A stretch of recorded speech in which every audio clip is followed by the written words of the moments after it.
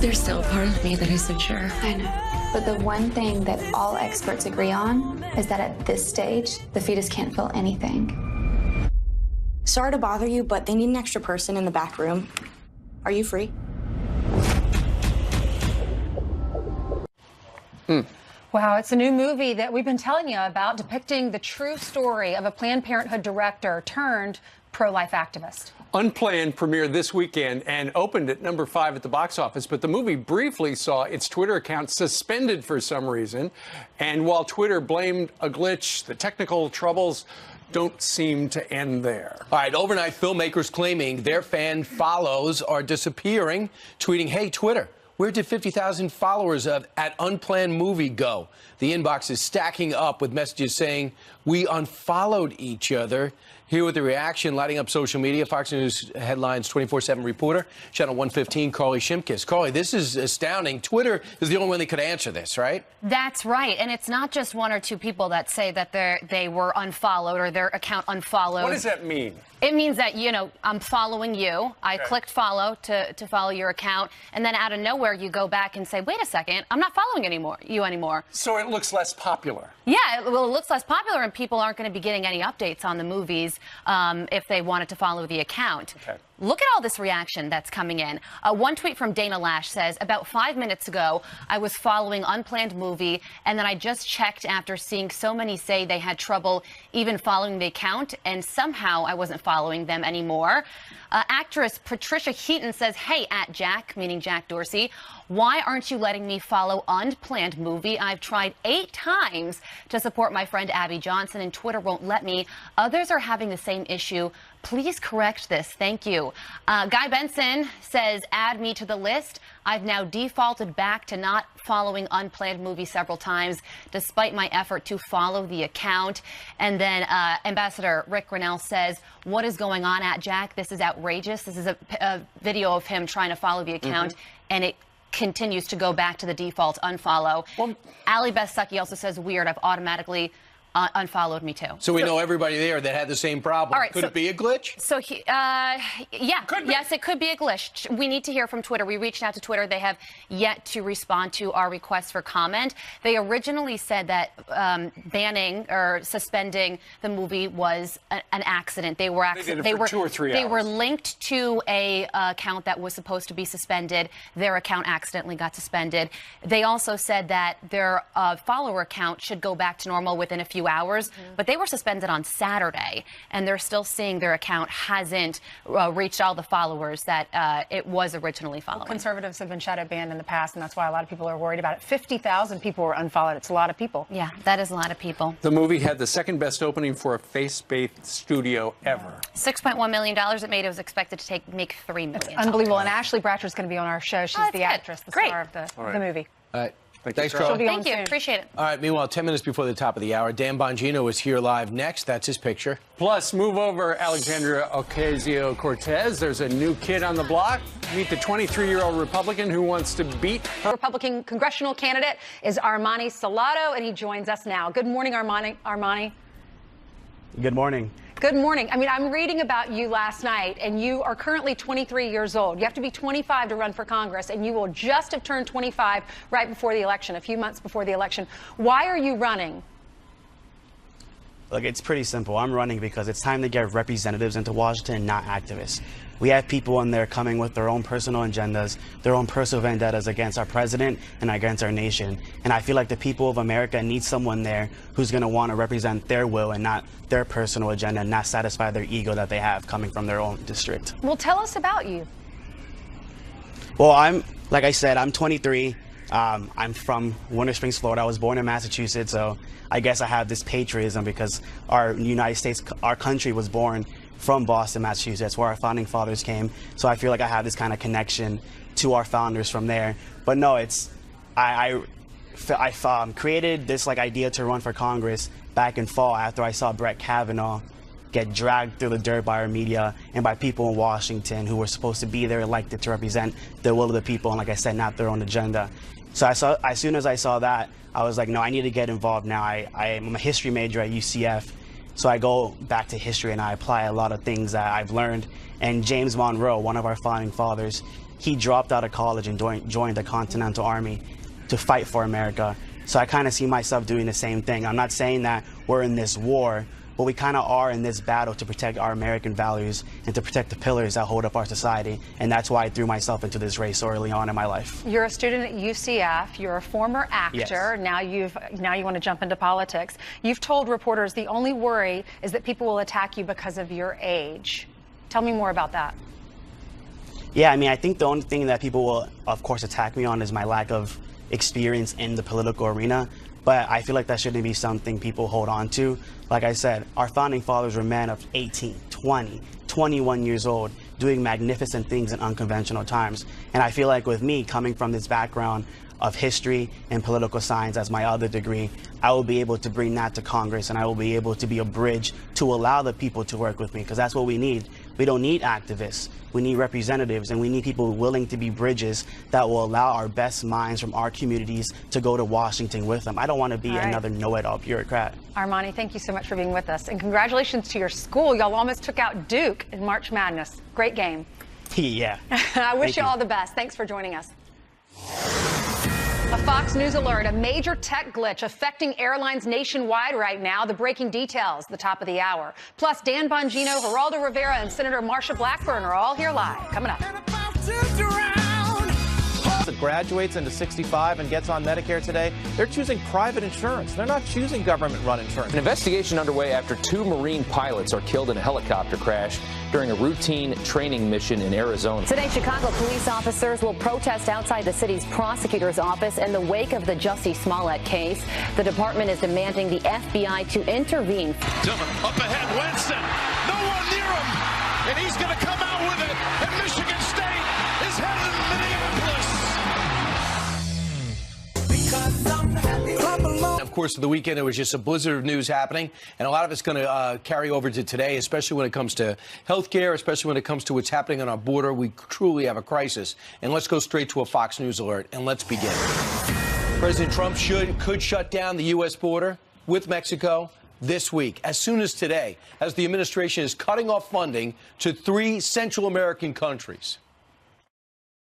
It certainly isn't a bluff. You can take the president seriously. And we're on track this month for close to 100,000. We have never seen a surge like this. Griff Jenkins joins us live from Washington to break it all down. Griff? Good morning, guys. What is undeniable is that these numbers, no matter where you come from on the political spectrum, are startling. Not only are we on pace for over 100,000 apprehensions this month, as of this morning, just moments ago, I can confirm that for the last 10 straight days in just the Rio Grande Valley sector alone, they have seen more than 1,000 apprehensions per day. That's 10,000 illegal crossings that were stopped in a 316-mile section of the 2,000-mile long border. The major concern now is what's coming across that they don't know of or that they don't have protected on the border. CBP says currently 40% of their agents are being diverted from the border security mission to care for family units and unaccompanied children, most of them coming from the area known as the Northern Triangle you see there. El Salvador, Guatemala, and Honduras. The president cutting $500 million of aid to these countries until they do more. And he's not bluffing about closing the border, and the White House is blaming Democrats. We need border security, and we're going to do the best we can with what we have. The Democrats will not give us any additional money to do this. They won't give us any additional people. And importantly, they will not change the law that is acting as this giant magnet for people from South and Central America to come into this country. But closing the border could have a heavy economic impact. You see there the U.S. Chamber of Commerce warning it would impact the $1.7 billion of daily cross-border trade. The president also, by the way, is blasting Mexico for not doing enough. This as Mexican officials say they're revamping their humanitarian visa program on a limited basis. In southern Mexico starting today, it was shut down earlier this year because of overwhelming numbers. Guys? Wow, Griff, thanks. Those are some startling numbers, too, when you see that Mexico is our 3rd leading trading partner in the entire world. And last year, we had $611 billion in trades and goods in just 2018. So it's going to immediately impact both countries. But the president's saying, I'm not getting cooperation from Democrats. I can't get momentum towards changing immigration policy in this country. I'm going to have to send a message to other countries. Well, they need more manpower, and that's why they're going to have to possibly take Border Patrol agents away from the port of entries and put it in the desert areas where there aren't any walls. I was reading an article, and Homeland Security Department officials said this, that it is an illegal immigration superhighway flowing through Mexico, a superhighway. Okay, so what are we going to do? And you look at those images right there, and they are heartbreaking to see those, but something has got to give. And we had a great panel on about a half an hour ago, and Brandon Judd, President of National Border Patrol Council, had a great idea that apparently originated with Stephen Miller, who is one of the president's advisors. And that is, when these people are stopped in the United States by Border Patrol agents, if those Border Patrol agents were actually trained to be asylum officers and start the asylum process, that would speed things up like nobody's business. Here's Brandon Judd. We can do it with our current laws, as long as you train the Border Patrol agents to be asylum officers. Right now, it takes about 2 to 5 years to deport somebody. If you train Border Patrol agents to be asylum officers and give that credible fear interview initially, we can get the deportations done in 10 days. So, and he said one of the reasons Stephen Miller likes that idea is because you don't have to go to Congress and ask them to change the law. These are things the federal government could do now. Right now. All right, meanwhile, the other major story happening around the country is health care. When the president was going to visit the Republicans in the Senate, he went over to the cameras and said, we're going to be the party of health care, because this is Texas court case that is going to look at the constitutionality of Obamacare. And he believes that we should stop defending Obamacare. It wasn't our program. We don't like it. Even though repeal and replace failed, as a government, I don't want to defend it anymore. So therefore, the thought was it could fail. And if it goes up to the Supreme Court, it will be deemed unconstitutional. Therefore, we'll have nothing. Now, a lot of Democrats saw this as an opening and say, my goodness, they're going back to repeal and replace, a disaster for them. And the president says, no, I got Rick Scott is going to help me out. Senator Barrasso is going to help me out. We're going to come up with our own plan. Hence, game on. That's right. And in fact, Senator Scott Friday unveiled a transparent drug pricing act, which would reduce the cost of prescription drugs. And he also announced an amendment that would prevent people with pre-existing conditions from losing their coverage. So already you've got a U.S. senator who is doing his best to try to get this ball moving. Well, a lot of Republicans, conservatives, and people who are on Obamacare say it's too expensive and they've lost their doctors. Those promises were not met. Senator Bernie Sanders was on one of the Sunday shows yesterday, and he was saying he has a warning if the administration or if Republicans get rid of Obamacare. Listen to what he says will happen to Americans. If Trump gets his way, the cost of health insurance for you will be so high that many people literally will not be able to afford it. Thousands of people will literally die. That's Trump's health insurance plan. Bernie Sanders wants to do is get rid of Obamacare, too. That's not good enough. He wants Medicare for all. And if you look at the stats, the Democratic Party is divided. Half want Medicare for all virtually, and just about 30% want Obamacare, just improve it. So the Republicans might be wise to let the Democrats beat themselves up and kind of sit back. We know this. Everyone agrees. Kids on the plan until 26, very popular. Pre-existing condition coverage, very popular. How you do it is the most interesting part of this. But the Democrats are flat out divided on where to go. We have private insurance, but Bernie Sanders, if his plan works or if it's passed, you will no longer have to get to do that. The government will take care of your insurance. And the problem with that is your daughter's on Obamacare, and you talked about how expensive it is. She has to pay out of pocket. What's her deductible? It is slid around, I think, between $5,000 and $8,000 per year. So she never reaches that. She's young. It never does. Here's the thing. The Democrats are, instead of talking about Obamacare, they're talking about Medicare for all, and that is very popular. A brand new Reuters poll came out, said 70% of Americans support that idea. They like that idea. 85% of Democrats like it, and 52% of Republicans do. However, Republicans like Florida's Senator Rick Scott says that that is not going to be the be-all, end-all for Americans. Watch. We do know that Medicare for All, which Senator Sanders is all in on, is going to just ruin our healthcare system. So it's going to ruin Medicare, and it's also going to ruin private insurance.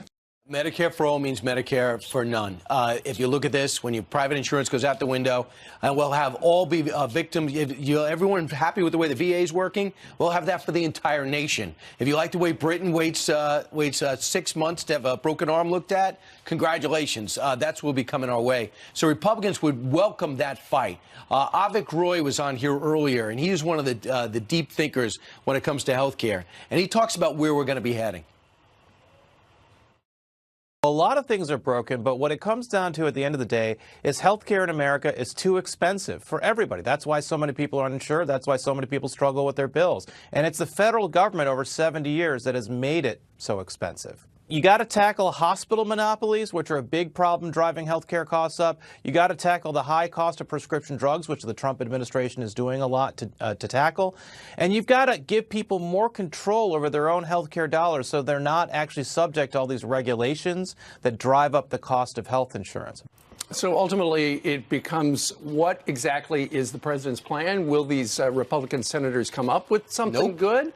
Remember, it was the Democrats who won the House by just simply, they didn't really have a plan. What they simply said was, Republicans want to take away your health care. And it worked for them. So now, if the president says we're going to be the party of health care, better be a pretty good plan. Well, Mitch McConnell said when he heard that, can't wait to see the president's plan. We're not coming up with it.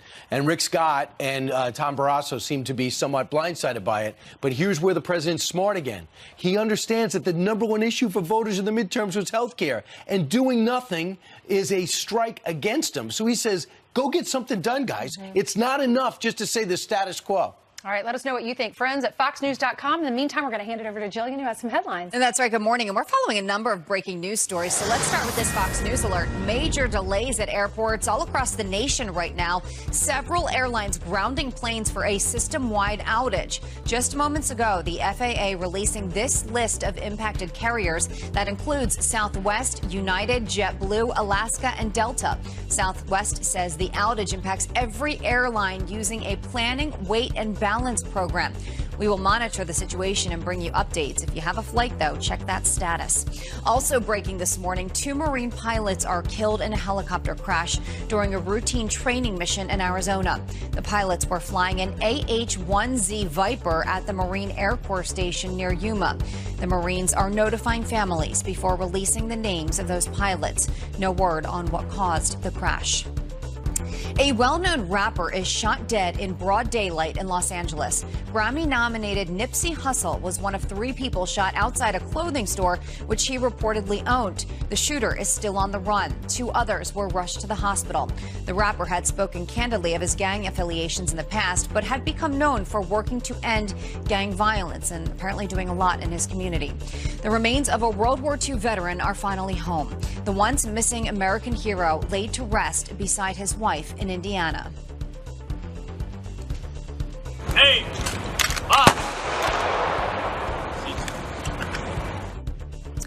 Private First Class Clifford Mills went missing in Germany in 1944. His remains were identified through DNA earlier this year. His family was given his Purple Heart and other medals. Let's look at your headlines. I'll send it back to you. Took a long time, but finally. All right, Jillian, thank you. Jillian. All right, 12 minutes after the hour. Chicago's police union will protest the city's top prosecutor later today, Kim Foxx, for dropping the charges against actor Jussie Smollett. But former FBI Assistant Director Mark Morgan says the legal trouble is far from over, and he is coming up next. Plus, the actress Alyssa Milano is calling to boycott the state of Georgia over its new bill restricting abortions. Ashley Bratcher, the star of the new pro-life movie Unplanned, is outraged. She's going to react. She's here live. That communication, that was inappropriate on its face, but she did more. In the law enforcement community, she did what we call an overt act. She actually acted on that request by going to the chief and trying to get the case transferred to the FBI. That alone is a high degree of predication with respect to a public corruption case. And you like the fact that the mayor said, pay me $130,000 it costs, or we're suing you to get that money back. And if they don't write the check, if he writes the check, he shows he's guilty. And if he doesn't write the check, what happens?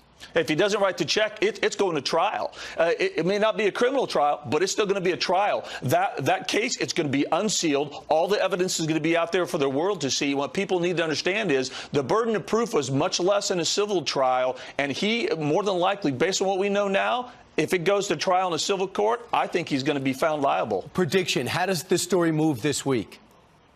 You know, I think that hopefully the FBI is going to take a look at this and make some action one way, whether on the hoax issue. But don't forget, we still have the letter out there. And if he's connected in any way with the letter, he didn't have to send the letter. He just had to participate in the scheme to send the letter, and he's in trouble. That could take a little bit longer. But remember, the mayor gave him a deadline to pay that money, the $130,000. If he doesn't, I think we're going to see some action. Just going through the process, getting community service, paying a fine, it would have been so much better off, obviously, than what you're looking at now. Mark Morgan, thanks so much. You bet. Meanwhile, straight ahead, this new pro-life movie called Unplanned, starting off with a strong box office debut. Star Ashley Bratcher is here live next to talk about it. And hold the balloons, the Clintons' new speaking tour is hitting a roadblock. Fox News headlines. First up, electricity will be rationed for the next month in the country of Venezuela. Disputed Venezuelan President Nicolas Maduro announcing the planned power cuts to address the ongoing blackouts throughout his nation. He blames them on the United States, which is sabotaging him, he says. President Trump supports opposition leader Juan Guaido.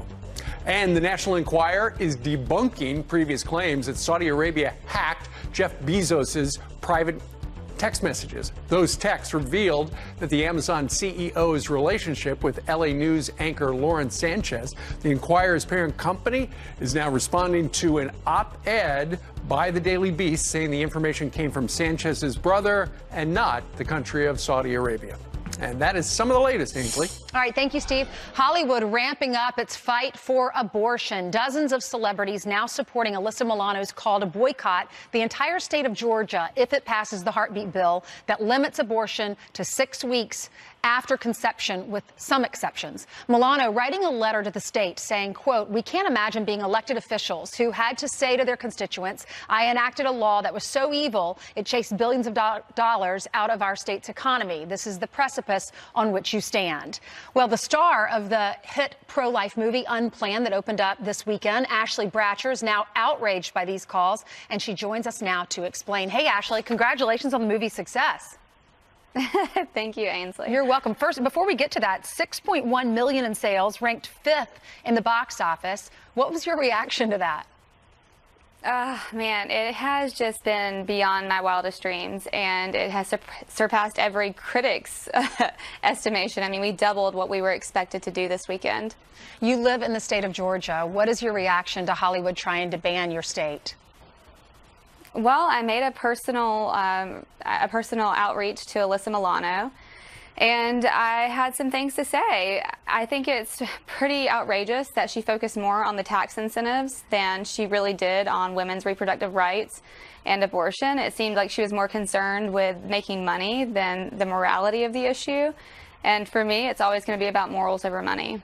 Well, she talks about the heartbeat bill being so evil. What's your opinion about that? I'm sorry, say that one more time. She said that the heartbeat bill is so evil. What's your reaction? My reaction is that I don't know how you can believe that protecting an innocent life is rooted in evil. You know, she had more to say, like I said, about the money than she did women's reproductive rights. So if that's her issue, then why isn't she speaking on that instead? Well, Unplanned had 50,000 followers on Twitter just disappear. People were following, a lot of celebrities were following, conservative activists were following, and then all of a sudden their following disappeared. Twitter is saying they weren't suspending these folks on purpose. Rather, it was linked that your Twitter account, or Unplanned, the movie's Twitter account, was linked to another account that had violated Twitter's rules. What are your thoughts? I think it's outrageous. I've never experienced anything like this in my life. And it's incredibly suspicious, given that we were suspended, then reinstated, Then we lost followers. Then we have people saying they can't follow. Then my own account was unfollowed from the movie. I couldn't even follow my own movie. I don't know of any examples of this happening to more liberal accounts. I don't know if this ever having happened to Planned Parenthood. It seems to me like they would just verify the page. Yeah, I don't understand. It's not rocket science. Ashley, we did hear back from Twitter, and they said we enforce the Twitter rules impartially for all users, regardless of their background or political affiliation. It might have backfired on them because now you have more followers than you did in the beginning before they started disappearing. Yeah, yeah. The response from people on Twitter has been pretty incredible, as well as the response to the movie in general. The critic scores are 50-50, and the audience score is well above 90%. We got an A+ cinema score. So people are really, really speaking out for the movie. And for people who want to go see the movie and they're not familiar with it, tell us what it's about. Planned Parenthood is the true story of former abortion clinic worker Abby Johnson. She worked at Planned Parenthood for 8 years, was one of the youngest directors in Planned Parenthood's history, and it was in her 8th year that she assisted on an ultrasound-guided abortion, and what she witnessed changed her life forever. She saw the humanity of the child in the womb for the first time, and shortly after that, she left Planned Parenthood and has become one of the most pro-life advocates of our time. It's a tough topic, but something we have to talk about. Thanks so much, Ashley, for being with us. Absolutely. Thank you. You're welcome. A major technical glitch affecting airlines nationwide right now, and we are live with the breaking developments coming up next. And Chuck Todd wonders if Lindsey Graham should recuse himself from any Russia investigations because of his alleged ties to the anti-Trump dossier. But he never said anything about Adam Schiff and his connections. Dan Bongino's fired up about it, and he's on deck.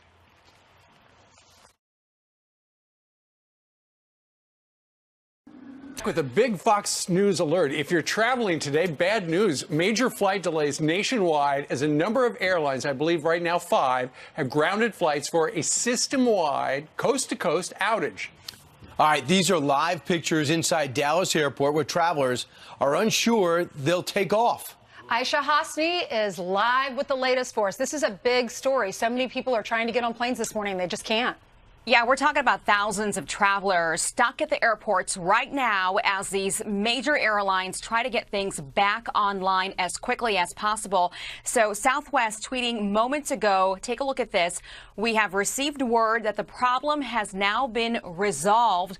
While we always aim for smoother sailing, we appreciate you hanging in there with us. Now, here are some of the major airlines that were impacted by this. Southwest, United, JetBlue, Alaska, and Delta. The FAA says the outage impacts every airline using the system called AeroData. Now, this, of course, is just awful news for travelers as several airlines recently scrambled to rebook passengers after the grounding of their Boeing 737 MAX planes that happened about March 14th. That is ongoing as investigators figure out what caused an Ethiopian Airlines jet to crash also last month, killing all 157 people on board. Now, we were expecting to get an update on the cause of that Ethiopian Airlines crash today, actually, but that announcement has since been postponed. So we're going to stay on top of the story and bring you the very latest as soon as we get it. All right, Aisha, thank you very much for the latest. Let's now bring in Dan Bongino, Fox News contributor, former New York City cop, a Secret Service guy, author of a book, Spygate, The Attempted Sabotage of Donald J. Trump. Mr. Bongino, good morning to you. Hey, Dan. Good to see you all. We know you fly all the time to New York and Florida and everywhere. So when you see this news, you know, we are so reliant now on software, and these technical glitches can screw everything up. Yeah, and as you can see, the impact is pretty dramatic, especially when it's a piece of software, apparently, as we just heard in that last report, that's used so widely by these various companies out there. You know, there was another story I read recently as well. They're having some issues with some older GPS systems as well that may impact some air travel because some of the GPS was not expected to be around as long as it was. So, yeah, it definitely makes most of us sit there and think twice sometimes. Right. So, Dan, let's go to another area of expertise, and that's what's going on with this whole Russia investigation. Chuck Todd kind of had me scratching my head yesterday when he said Lindsey Graham should consider recusing himself because it was John McCain that handed that said, hey, Lindsay, I just got this dossier. What do I do with it? Lindsay said, give it to the FBI. Because of that. Listen to this line of questioning. Given the fact that Senator Graham admitted he was sort of involved in the process, or at least knew of the process of how the dossier got to James Comey from Senator McCain, and he read it actually before it got to Comey, does he have to recuse himself from this investigation on your committee or not? Do you think Lindsey Graham would recuse himself from any investigation? I can't imagine it. Do you believe this? A guy determined to get to the bottom of this, and Chuck Todd is seemingly doing the work for Democrats. Well, Chuck Todd always does the work of Democrat. He's a Democrat activist posing as a media operative. You know what's really puzzling about this entire case is there were so many obvious conflicts of interest, not stretches like this. Well, Lindsey Graham, you knew John McCain. You had a cigar with John McCain one time. You were buddies, so of course you need to recuse. That's a ridiculous request. But when you look at the Democrats who thought Rod Rosenstein was their guy, by the way, so let's set that up, right?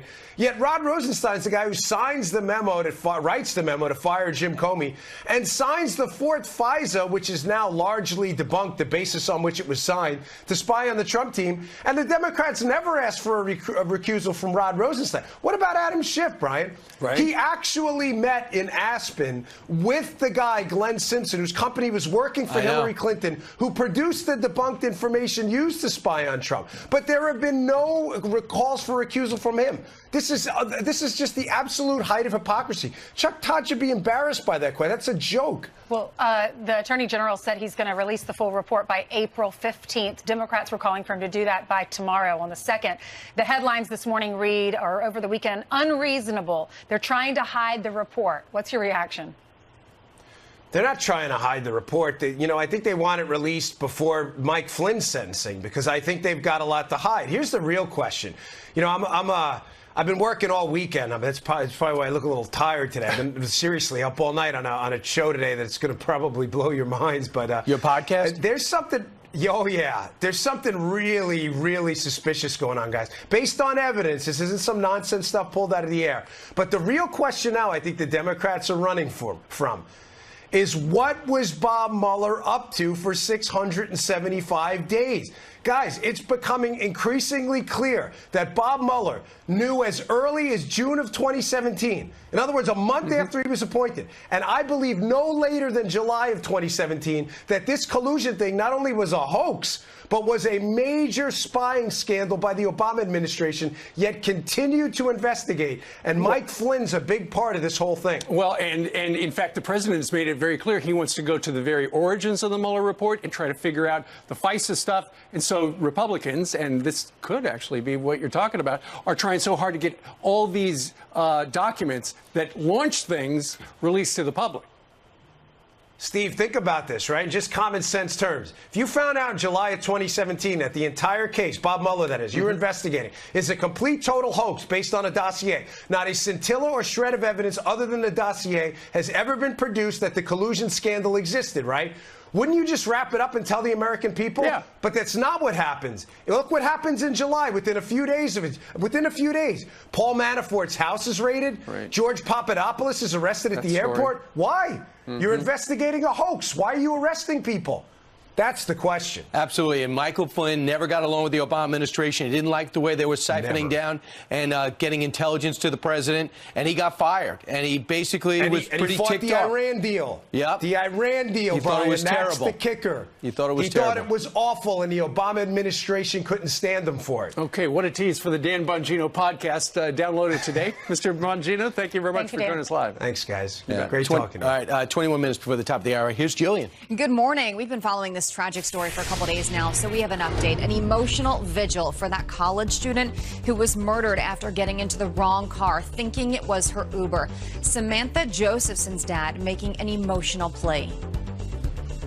You guys have to travel together, and I don't want anybody else to ever go through this again. I can't tell you how painful this is. Surveillance video shows the 21-year-old University of South Carolina student getting into the car. Her body was found in a rural area. The man who owns the car is being held on murder and kidnapping charges. A Colorado sheriff is sticking to his guns in defense of the Second Amendment. Steve Reams says he will not honor the state's red flag bill allowing agencies to take guns from people declared mentally unstable. In fact, he's willing to sit in his own jail if he has to. They could sentence me to my own jail, fine me, or just hold a contempt hearing to further this argument along. And honestly, I think any of those possibilities are out there. The state Senate passed the bill, which now heads back to the House, where another version already passed. You break it, you buy it. The Georgia State House passing a new bill to protect Confederate monuments and memorials. If the state Senate approves the measure, people who destroy historic pieces could be on the hook for triple the cost to repair and replace it. The protection plan comes amid a nationwide push to remove Confederate statues. And how about this? Prince Harry and Meghan Markle's royal baby could have to pay U.S. taxes for life. Since the Duchess of Sussex is from the States, their upcoming child will hold dual citizenship. According to the Wall Street Journal, a so-called kiddie tax could kick in once they come of age. The couple is expected to welcome their baby this month. Not even born, we're already talking about taxes. I know. They have the money for it. I can't get enough of these royal stories. I just keep them coming. Well, okay, we'll give you more. That's fantastic. Yeah, Janice Dean, you're from royalty, right? Really? I'll take it. Yes. I guess Brian says I'm from royalty. Do you believe that? Yes, clap if you believe it. Look at all these amazing faces. So while I do weather, our cameraman Ed is going to show you these wonderful faces that came to Fox and Friends on a very cold day, April 1st, April Fools. We're not joking when it comes to the cold air. We are dealing with a coastal storm moving up and down the coast here where we could see some heavy rain, maybe some snow showers across portions of the Northeast. But the good news is it's going to remain mostly offshore as it gets up towards the Northeast. All right, my friends, nicely done. Say hi to Steve Ainsley and Brian. Woohoo! Great looking crowd out there. Amazing, right? Yeah, Yes, a huge crowd. for a Thank you for Monday, coming. not too nice. Janice Dean, queen for a day. Thank you very much. All right, meanwhile, a chilling new warning about your health. Hackers can target your heart device. What you need to know coming up. Scary. And two major cities sparking outrage for banning Chick-fil-A at their airports. They're all over. It's all about the company's religious views. Our next guest says banning Chick-fil-A is not only bigoted, but illegal. And we put illegal in bold because we really wanted to emphasize.